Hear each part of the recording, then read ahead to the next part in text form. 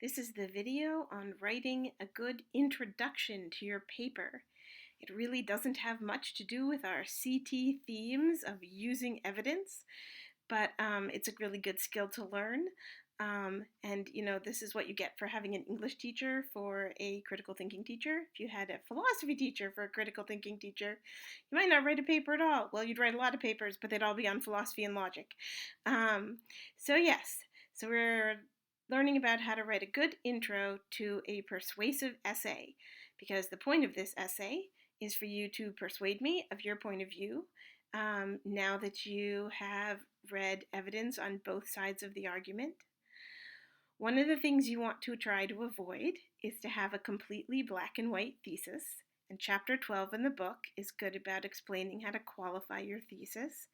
But basically that means you have to remind yourself that it's not all or nothing for most questions. Some of you do have a yes or no question, but most questions, your actual beliefs fall somewhere in the middle. So for example, let's take the group that's doing gun control. All would be tons and tons and tons of restrictions on who could own a gun. All would be no civilians can own a gun. And nothing would be, there should be no regulation of who owns a gun.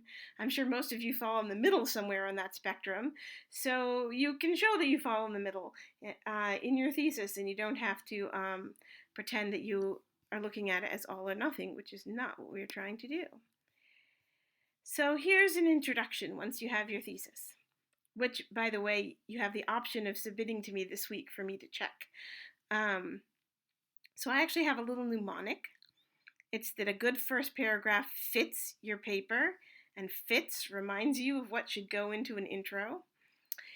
The F is for first paragraph. I is for introduction to the topic. T is for your thesis. And S is for a summary of your main points, at least 3 reasons to support your position, or you're not really going to be able to get to 1,000 words.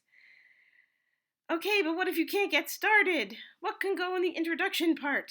Usually the introduction part comes first.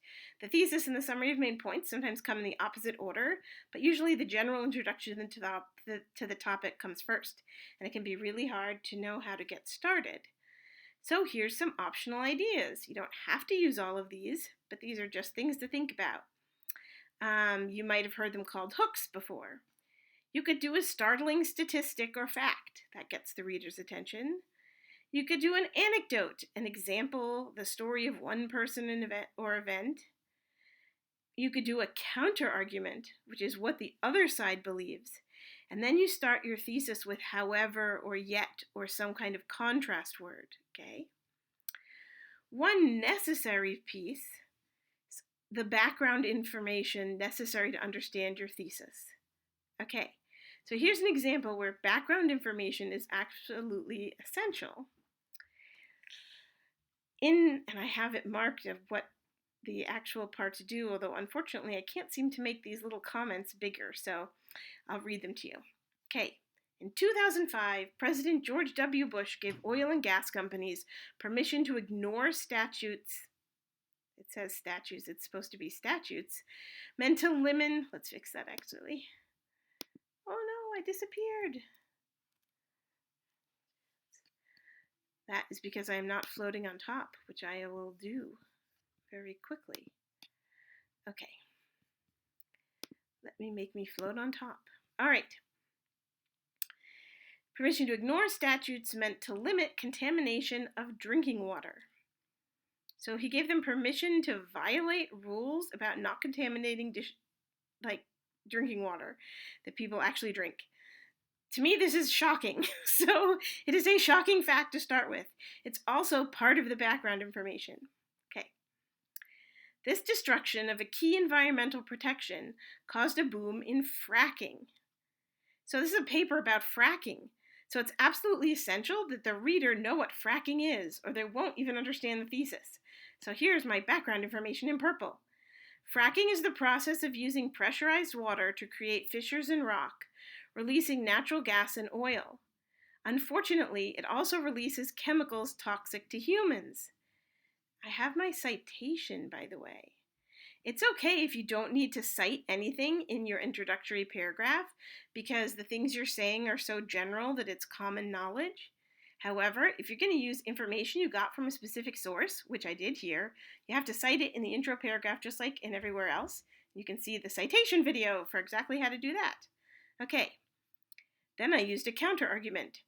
Fracking has been admired as a way to lessen our dependence on oil from the Middle East. Okay, that's the other side of the argument. Yes, we should allow fracking throughout the kind of northwest of the United States because then we won't be so dependent on oil from the Middle East. I'm acknowledging the other side, the other point of view, okay? But then I have my thesis, yet the dangers of fracking outweigh the benefits. So I'm coming down against fracking, and that is my thesis, okay?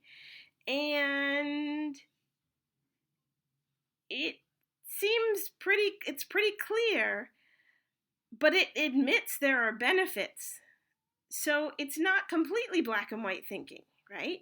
It's just saying the dangers outweigh the benefits. It's not saying I can't see the other side at all. There is no other side. Okay. Then I have a summary of my main points. Contaminated drinking water is causing health problems in nearby communities. Ecosystems are being destroyed. And government money is diverted from research into renewable energy toward the excavation of a finite amount of oil. So I have 3 reasons there, right? Health problems among people who live nearby, ecosystem destruction, and the fact that the government is subsidizing this digging out of a finite amount of oil which will run out, which is our problem with all sources of fossil fuels, right? Instead of putting that money into research of renewable energy like wind and solar and stuff like that. Okay, so I have my 3 reasons. So my summary of main points. So I've given the reader an outline of everything that's coming in the paper. Okay? So they know what I'm trying to prove, that the dangers outweigh the benefits. They know the main topics I'm going to talk about. And they even know I'm going to address the other side a little bit. Okay?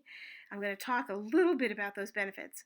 Next week, there's going to be a video on handling opposing arguments, which is something you get graded on just in this CT essay in particular. But we'll deal with that more next week. So this was how to make a good introduction. Okay? Introduction to the topic, and we talked about ideas to get you started on that. Thesis that acknowledges that there are 2 sides to the issue, if you can, unless you really have a yes or no question, and a summary of the 3 main points. Good luck writing.